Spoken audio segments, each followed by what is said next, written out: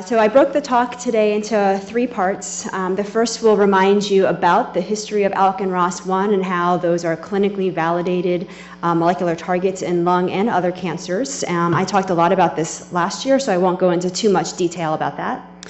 In the second part of the talk, we'll review some of the mechanisms of resistance to crizotinib specifically. And again, you've heard about some of these, so we'll kind of just generally talk about the ones that we and other groups have identified, primarily from patient samples.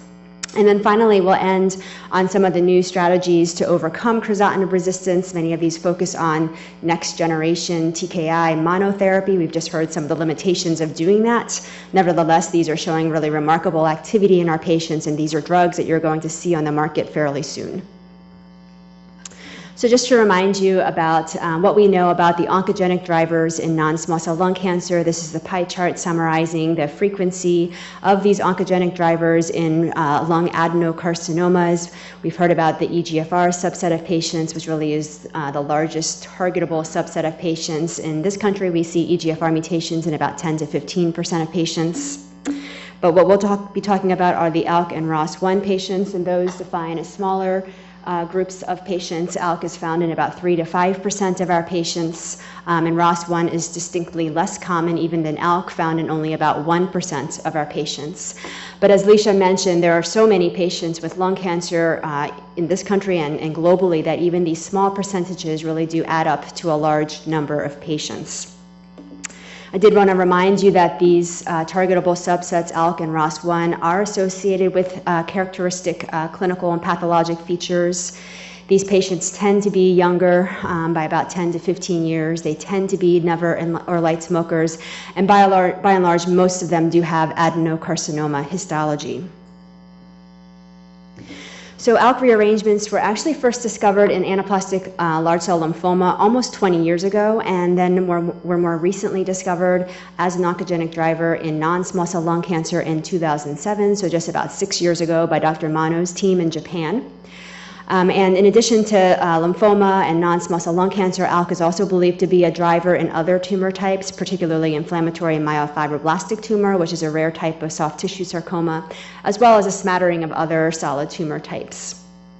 To date, over 27 different ALK fusion variants have been reported just in lung cancer alone, and these are schematized here. And in all of these cases, you can see that the ALK fusions contain the entire intracellular tyrosine kinase domain of ALK fused to any of a number of different 5' partner proteins, and it can be different portions of those 5' proteins as well. So the most common one is EML4. There's also KIF5B, KLC1, as well as TFG. And in all of these cases, by fusing the tyrosine kinase domain of ALK to these partner proteins, you now lead to aberrant expression as well as constitutive activation of the ALK tyrosine kinase, and this is what drives transformation of the cells. Now similarly, ROS1 can be involved in chromosomal rearrangements just like ALK. ROS1 was discovered also in a different tumor type initially in GBMs, but again was kind of rediscovered in non-small cell lung cancer also in 2007 by the group in Beverly Cell Signaling Technology. So again, ROS1 is a target not just in lung cancers, but also in a number of other tumor types. And shown here are the different ROS1 fusions that have been reported in non-small cell lung cancer. Again, the same theme where you have the tyrosine kinase domain of ROS1 fused to different parts of different partner proteins like SDC4 or CD74. And this then leads to constitutive activation of the ROS1 tyrosine kinase. I did want to point out, and you probably inferred this from the pie chart, that these oncogenic drivers are generally mutually exclusive, so patients either have one or the other. We have actually never seen overlap of ALK and ROS1 rearrangements. So ALK and ROS1 actually turn out to be very interesting because they both encode receptor tyrosine kinases, and actually they're very closely related. And this is a phylogenetic tree of the human tyrosine kinases to point out how closely related these two tyrosine kinases are. They're also related to leukocyte tyrosine kinase, and they're related to the insulin receptors family of tyrosine kinases. And so perhaps not surprisingly, given that close relationship, the tyrosine kinase domains of ALK and ROS1 are very, very similar. So in the ATP binding sites of these two tyrosine kinases, there's 77% amino acid identity, which you can see here. And this is an overlay of the three-dimensional structures of ALK and ROS1 as predicted by computational modeling, showing that these tyrosine kinase domains really are very, very similar and actually bind to crizotinib, which we'll talk about in a second, in an almost identical manner. So perhaps it's no surprise that crizotinib, as well as many of the other ALK inhibitors, actually also inhibit ROS1 as well. So crizotinib, and we've talked about this, I think, at almost every meeting that I've been here for this group. To remind you, crizotinib was actually originally developed to target a different tyrosine kinase, that being c-Met, and it is a very, very potent c-Met inhibitor.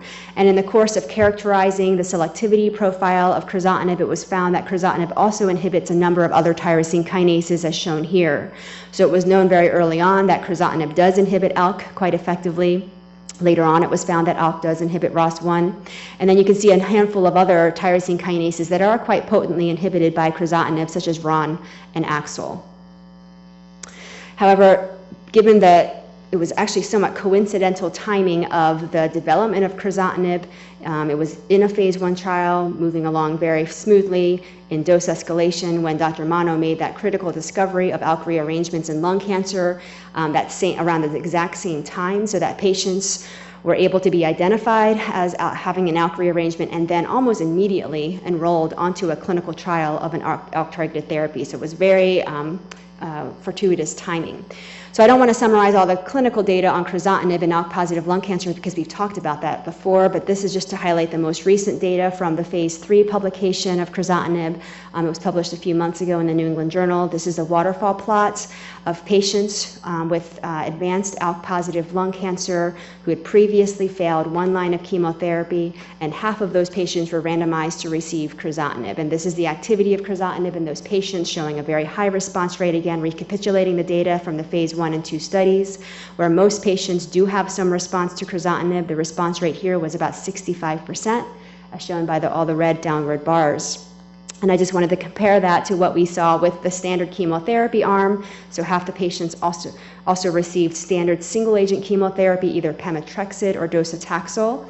Pemetrexed is our most active chemotherapy in adenocarcinoma, so I just wanted to highlight to you the response rate with pemetrexed, where it was actually quite respectable at about 20%, although that's compared to 65% with crizotinib.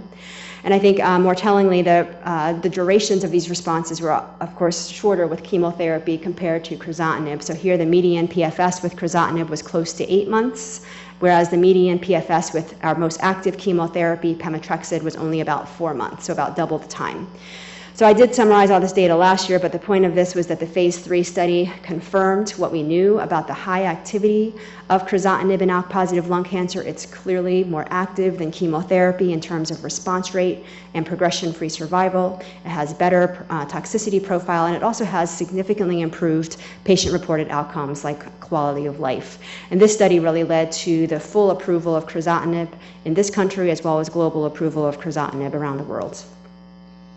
So what about ROS1? Well, ROS1 appears to be equally inhibited by crizotinib and to be a very, very good target of crizotinib. This is the most recent update of the phase 1 study, the ROS1 expansion cohort, so enrolling patients with advanced ROS1 rearranged lung cancer. All the patients are receiving crizotinib at the standard dose. And you can see that here, just like what we saw with ALK in the early days, almost all ROS1 patients are responsive to crizotinib. The response rate is also about 60%, but almost all patients do experience some tumor shrinkage. So again, a very, very good target for crizotinib. Here's just to remind you about these responses, and we've seen these already through Alicia and Jeff's talk. This is a patient of mine with ROS1 positive lung cancer, one of the earliest patients to go on to crizotinib, who had very extensive disease in the chest at baseline and had one of these miraculous responses. And actually, he remains on crizotinib now a little over 2.5 years with a complete response. So again, these ROS1 positive cancers, I would say, are as sensitive, if not even a little more sensitive, than ALK positive cancers to crizotinib. So as we've seen and heard a lot about from Jeff, the issue with crizotinib as well as our other targeted therapies is even though they do work very well, we are limited by the development of resistance. This is one of our long-term patients who had one of these nice responses, on a near complete response to crizotinib, and then unfortunately at about 3 years she became resistant to crizotinib, and you can see that her tumors basically regrew in almost all the same places in her chest.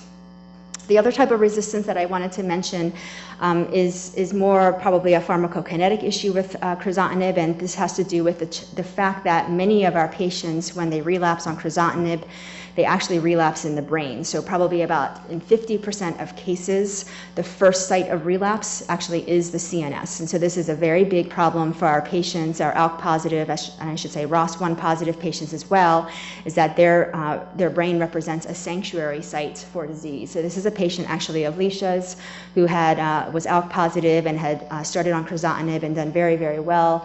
She had no brain metastases at baseline, but at 9 months she developed some symptoms like headache, and Leisha obtained brain imaging, and now she had innumerable brain mets. And this unfortunately is a very, very common scenario. Now, it's known that Crizotinib is a substrate of P-glycoprotein or MDR1, and it's believed that efflux via this pump may actually be responsible for limiting the levels of Crizotinib in the CNS, and hence accounting for this sanctuary site for patients with ALK and ROS1 positive lung cancer. So we'll talk about this later in the context of next generation inhibitors. So as Jeff mentioned, there are many different ways we can study resistance, and of course all of this work has been done in collaboration with Jeff's lab. And really what I wanted to highlight briefly for the next part of this talk is some of what we've learned about resistance by studying patient samples directly, from biopsying their resistant tumors and also generating cell lines from those resistant tumors. So the first ALK resistance mutation was actually reported right at the same time as when Dr. Eunice Kwok presented the phase 1 data on Crizotinib in ALK positive lung cancer. And again, Dr. Mano's group actually had a young patient who had responded very well to Crizotinib and then relapsed after about 7 months. And they had actually gone ahead to rebiopsy this patient and actually had found 2 separate ALK resistance mutations in the tyrosine kinase domain. And I just wanted to highlight this one, the L1196M gatekeeper mutation. This is analogous to the EGFR T790M mutation, and it turns out to be the most common ALK resistance mutation that we see in the clinic. And as shown here by this modeling, the 1196M mutation does lead to steric interference with Crizotinib binding, and this is believed to mediate resistance to Crizotinib. As it turns out, there actually are a number of different ALK resistance mutations, so this is very different than what we see with EGFR. So we've seen at least, I think about 8 or 9 different ALK resistance mutations. These are all in the tyrosine kinase domain, as shown here. This is from a recent review in Nature Reviews Cancer by Hallberg and Palmer. It nicely illustrates the location of these different resistance mutations, and probably many of them do actually function like the gatekeeper mutation in causing steric interference with Crizotinib binding, although there may be other mechanisms of resistance as well. 1196M is the gatekeeper, the most common, but you can see there are these other mutations, and one that we'll talk a lot more about is G1202R, which is a very highly resistant mutation in ALK. So we also know a little bit now about resistance in ROS1 rearranged lung cancer, and not that much because, as you saw, the data on ROS1 is still very early. But this is a patient of ours here who was ROS1 positive and had a very dramatic response to Crizotinib when she started, but unfortunately she had rapid progression after only about 10 to 12 weeks of treatment. And Mark Awad, one of our fellows, did a very nice study now trying to define her mechanism of resistance, and he found that she actually had acquired a new ROS1 mutation. This is 2032R, which is analogous to that 1202R mutation I just mentioned, which is probably the most highly resistant mutation in ALK and possibly in ROS1 as well. And as you can see here again by this modeling, and this was done in collaboration with Pfizer, that this mutation clearly does cause steric interference with Crizotinib binding. So as Jeff and Leisha both pointed out, there are actually other mechanisms of resistance besides alteration of the tyrosine kinase itself. And so I just wanted to highlight one of these. There actually are many different potential bypass tracks that can mediate resistance to Crizotinib, and one of them happens to be EGFR. There have been a lot of cell line studies that Ryohei Katayama and Jeff's lab performed to show that EGFR can mediate resistance to Crizotinib, and we went ahead and validated that in patients as well. These are 2 of our patients who had paired biopsy samples, so they had a biopsy done prior to Crizotinib as well as a biopsy done after they became resistant to Crizotinib, showing that these patients had increased EGFR based on phospho-EGFR immunohistochemistry. And we saw this in the paired samples that we saw. We saw increased EGFR in roughly almost half of those patients. So EGFR may be an important bypass mechanism.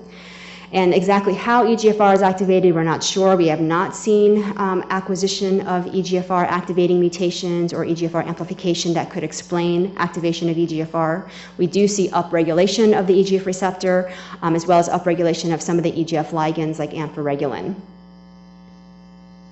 So in the next 3 slides, I wanted to highlight 3 clinical vignettes, actually, that highlight some of the concepts that you've already heard about from Leisha and Jeff, but I think are very important emerging concepts on acquired resistance. So this is a patient that I just mentioned who had ROS1 positive lung cancer and became rapidly resistant to crizotinib. And as I mentioned, Mark Awad found this very resistant mutation, G2032R.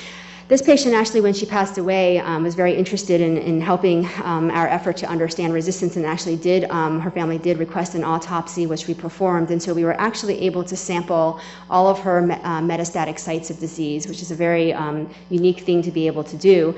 And so you can see here we've indicated all the different places where Mark, in collaboration with our pathology collaborators, sampled, and you can see that interestingly at every site of metastasis he identified the same resistance mutation. And so this suggests that this mutation really was potentially a very early event, and that led to the rapid progression of disease in this patient. So this is a little bit different than what we've been talking about. We've been talking a lot about the heterogeneity, and interestingly this patient was almost the opposite. She had a very homogeneous resistance mechanism that really showed up at all sites of metastatic disease. Now the second case I think is more typical of what we see, which has to do with the heterogeneity. And this slide really is meant to sort of highlight how important the selective pressure that's placed on these tumor cells by the TKI can be in shaping the evolution of resistance.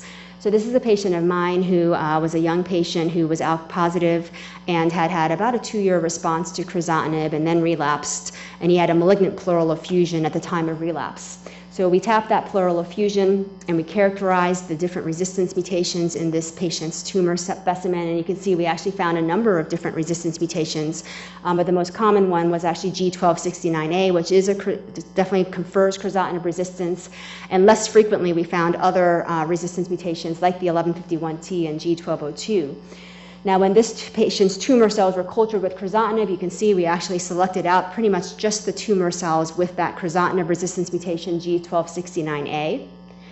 But interestingly, this patient actually went on to receive LDK378 on the phase 1 trial, and after about a week of treatment, we again tapped his malignant pleural effusion, cultured out the tumor cells, and now cultured those in LDK378. And now you can see we actually shifted the tumor cells. So now we actually have shifted it to a more highly resistant mutation, G1202R. So I think, again, this really shows us that these tumor populations are heterogeneous and that we can actually change the types of resistance mechanisms we see based on the therapies that we're using.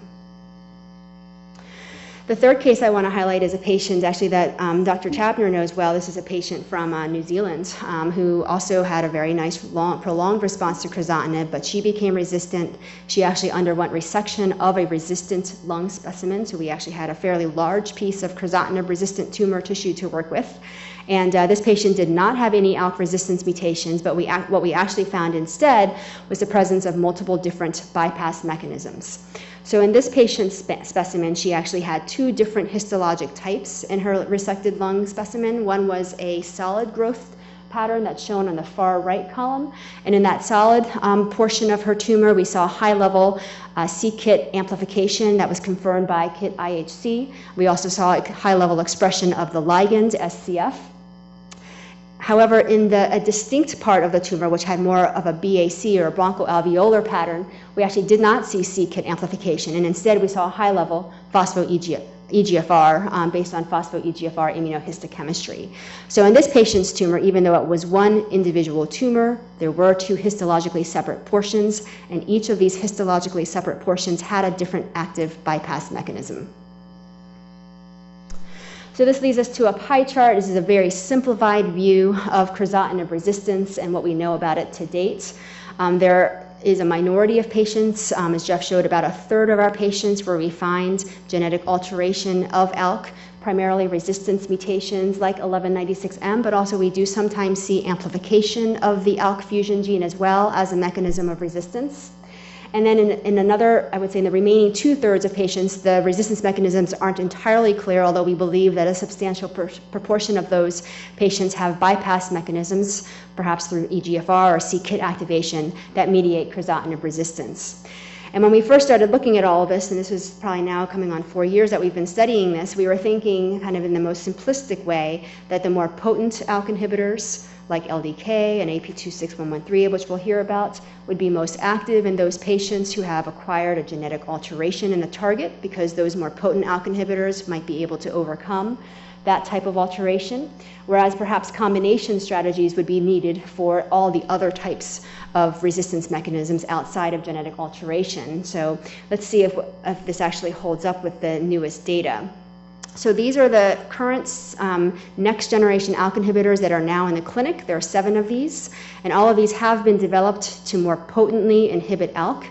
And many of these, as you can see, also do have very good ROS1 activity for the reasons that we talked about. The most advanced ALK inhibitors, next generation ALK inhibitors in the clinic, are LDK378 from Novartis, Alectinib from Chugai, now Roche, and the Ariad compound 26113. So we'll talk about these 3 and the latest updates on their efficacy. Just to remind you, we had done a fair amount of work looking at those resistance mutations in the lab and trying to understand whether or not those resistance mutations made any difference clinically. And we actually, to be honest, still don't know, but preclinically in laboratory models, it does seem that those different resistance mutations do confer differing degrees of resistance to crizotinib and differing degrees of sensitivity to the next generation ALK inhibitor. So that's all that's meant to trying to show here. But again, clinically, as you'll see, this may actually not be as important as we were thinking.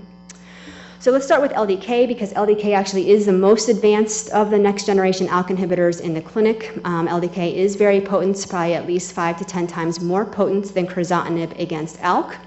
LDK does not have activity against c-MET, but does have some activity against a few other kinases. I already mentioned ROS1, also IGF1R.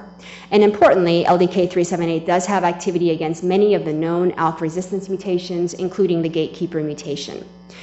A fair amount of work had gone into this compound, both at Novartis as well as here in Jeff's lab, looking at the activity of LDK378 in various resistance models. And this is just one example of a xenograft model with ALK C1156Y mutation, and showing that LDK378 was able to effectively overcome this resistance mutation in vivo.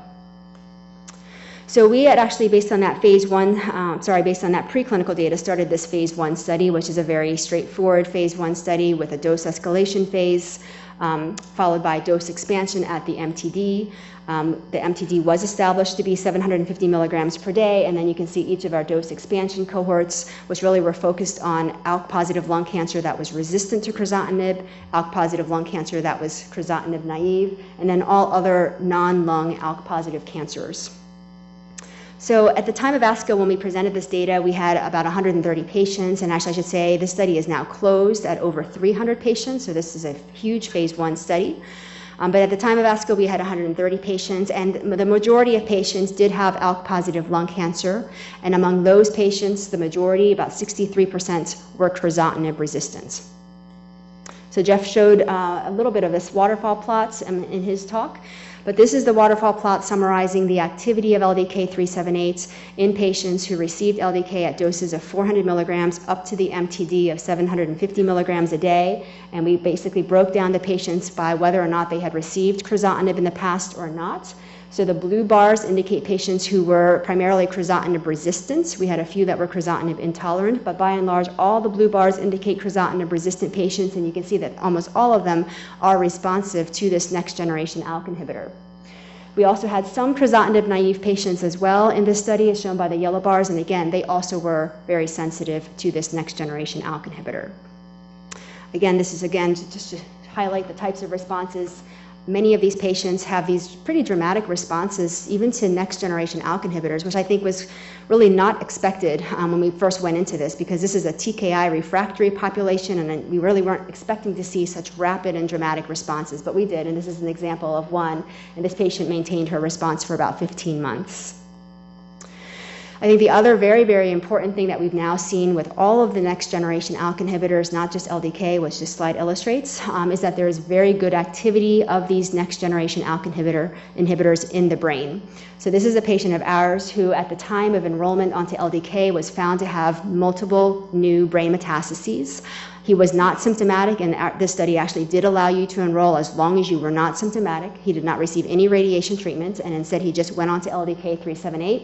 And you can see even after just 6 weeks of LDK, he already had responses in his brain lesions. They were smaller, and he had resolution of the edema.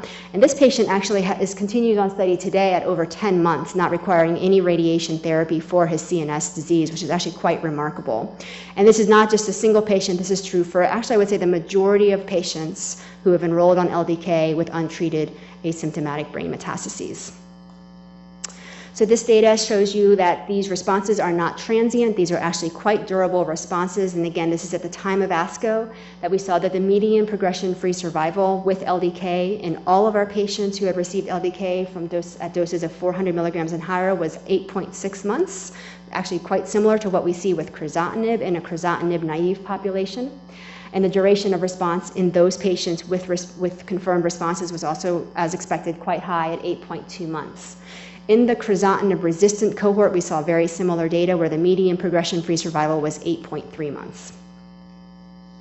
This is data that Jeff was referring to, and actually this is all done with Ryohei Kariyama and Luke Fribolo in Jeff's lab, looking at patients at the time they enrolled onto LDK and doing a biopsy of their Crizotinib-resistant tumors, and now looking at their mutation status and correlating that with their responsiveness to LDK.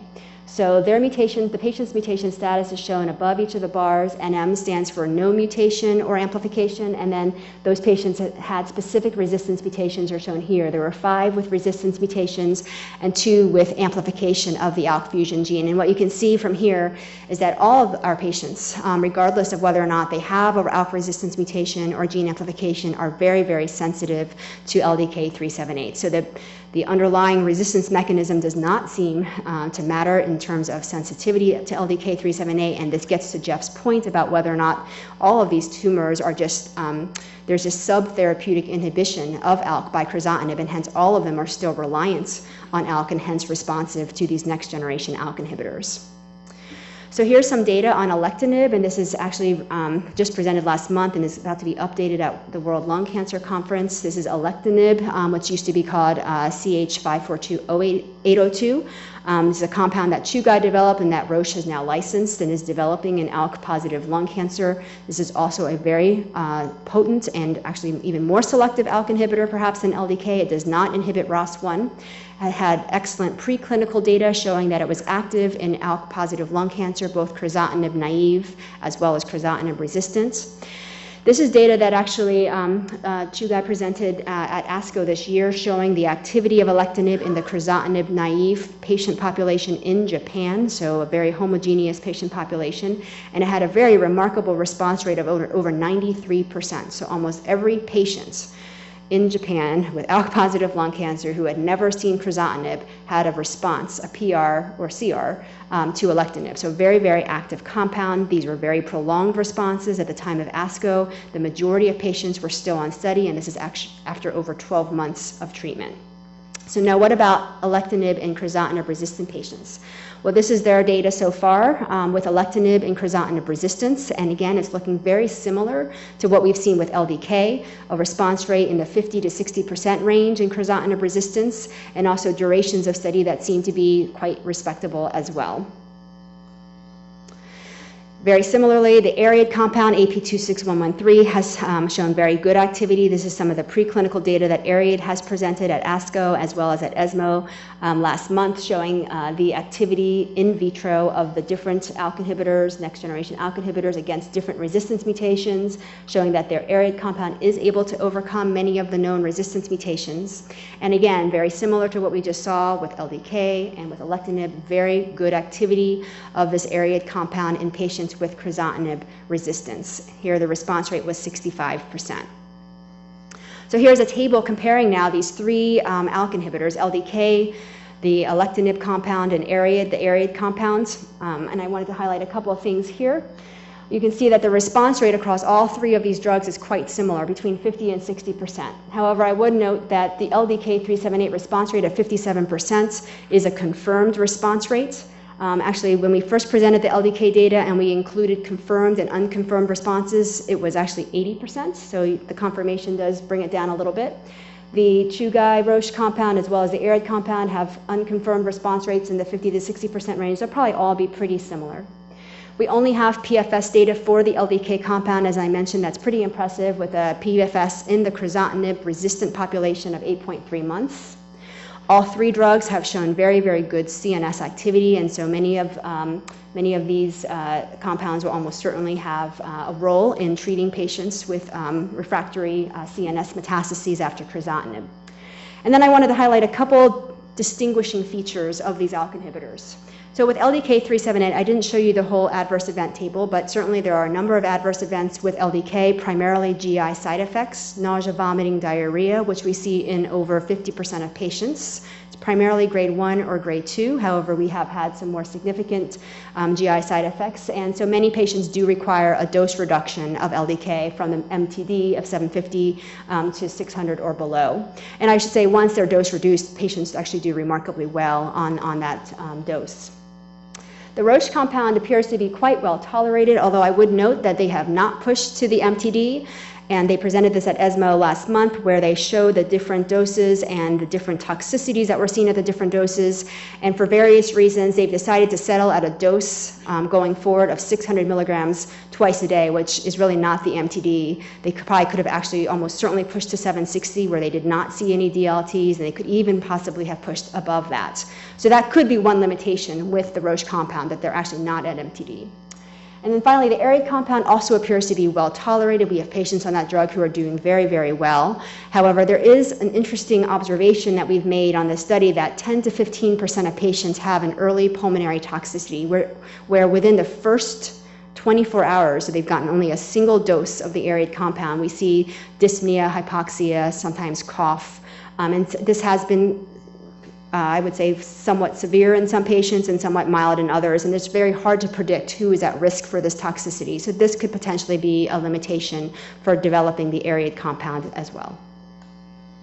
So now this brings us back to our simplified pie chart, and the only thing I wanted to highlight here is this idea that in addition to all the genetic mechanisms of resistance, which we've been very interested in, there does seem to be a component of resistance that has to do with pharmacokinetic, possibly pharmacodynamic issues related to crizotinib, where there may be over time sub-therapeutic inhibition of the target, which is why we see such good activity of the next generation ALK inhibitors across all of our patients. And then I'm just going to end on this, which is to highlight some of the combination strategies we've been thinking about, because of course, as we said, monotherapies are not the best long-term solution, although they have been very good in the short term, but we definitely need better, more durable strategies, and certainly combinations may be a part of that. So some of the combinations that are being investigated are shown here, and I would say probably the most promising combinations will utilize the next generation ALK inhibitor, so the most potent ALK inhibitors we have, with another drug. For example, maybe EGFR inhibitors, since we do see a lot of EGFR activation in patients with crizotinib resistance, or maybe we want to take a slightly broader approach and look at the next generation ALK inhibitors with HSP90 inhibitors, which do inhibit a number of different important growth promoters in the cell. So there are some studies, for example, LDK with an HSP90 inhibitor like AUI that's specifically looking at overcoming resistance in crizotinib and LDK resistant patients. So to summarize, we know that there are many different mechanisms of resistance to crizotinib, and that you can see multiple different mechanisms of resistance even in a single patient. The next generation ALK inhibitors are uniformly active in crizotinib resistance, and this appears to be regardless of the presence of a resistance mutation. As I mentioned, a large component of crizotinib resistance does appear to be related to pharmacokinetic and possibly pharmacodynamic factors. And I do believe that next generation ALK inhibitors will become a standard therapy for crizotinib resistant ALK positive lung cancer. Both LDK as well as Alectinib now have FDA breakthrough therapy status, and so will likely be, LDK in particular, will likely be approved in the next 6 months or so. And I think the main question is, when do we move these next generation ALK inhibitors up? And I think that's sort of a big question, is whether or not patients should all start with the most potent ALK inhibitor. And we definitely still need strategies to overcome resistance even to our best next generation ALK inhibitors. We have patients relapsing on these next generation ALK inhibitors, even in the CNS, despite the good CNS activity of these drugs. And so just to whet your appetite a little bit about a new, what I'm calling a third generation ALK ROS1 inhibitor. We have a compound from Pfizer. Pfizer's developed this very, very potent ALK ROS1 inhibitor, 6463922. They presented this data at last week's AACR triple meeting. And this inhibitor has actually been very carefully designed both to be very potent against ALK and ROS1, to inhibit many of the known resistance mutations, and to not be a substrate for some of the drug efflux pumps like P-glycoprotein. And in fact, this drug does actually seem to have very good CNS penetration. And this is just some in vitro data that Pfizer presented showing the activity of this drug in a xenograft model of CNS disease. And so we're very excited to get this trial open. It's actually approved here at our site, and we'll have specific cohorts for patients who have refractory CNS disease, either brain metastases or leptomeningeal disease. So I definitely would keep an eye out on this third generation inhibitor. So I'll just close by thanking everyone who has been involved in our resistance studies in particular. In the lab, certainly big thanks to Jeff Engelman and many of the postdocs in his lab who have worked on this resistance project with us. We also have a very extensive network of collaborators around the world who have also contributed patients and patient tumor samples for us to study to identify resistance mechanisms. Thanks very much.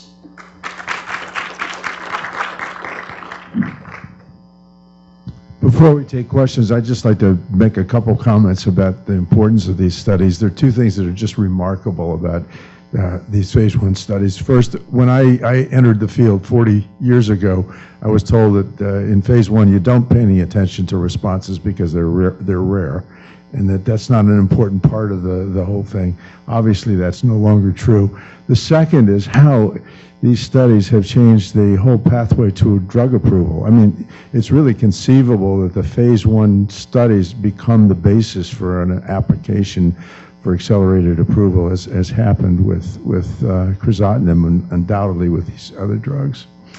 So we have a couple minutes for questions. Joe. Are these second generation drugs even more potent against MET? No, in fact, I don't believe any of them hit MET. They hit ROS. That table summarized which ones hit. They almost all hit ROS, but they don't actually have activity against MET. That's too bad. Well, maybe it's good. Maybe it's good.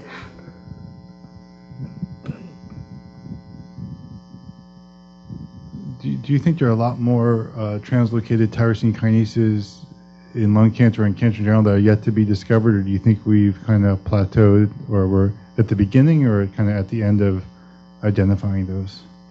So there almost certainly are other tyrosine kinase gene rearrangements in not just lung cancer, but other, I would say all cancer types, but they probably are somewhat rare.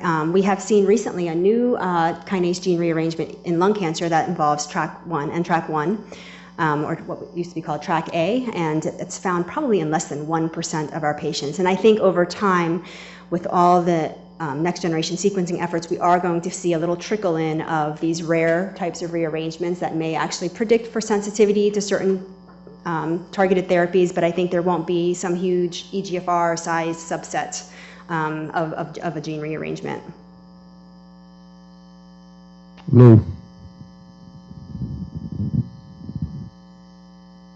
Yeah, I mean, the genomic analysis suggests that we would have to have looked at about 10,000 patients to saturate the number of recurrent driver mutations in lung adeno that occur in 1% or more of patients. So we're well short of that.